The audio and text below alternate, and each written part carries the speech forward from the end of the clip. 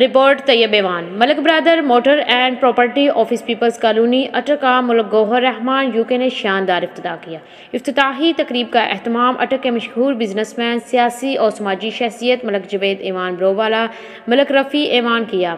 तकरीब का आगाज़ तिलावत कुरान पाक से हुआ, जिसकी सआदत डॉक्टर रहमत को नसीब हुई। ऑफिस का इफ्तिताह मशहूर बिजनेसमैन और तकरीब के मेहमान हसूसी मलिक गौहर रहमान ने अपने दस्ते मुबारक से किया।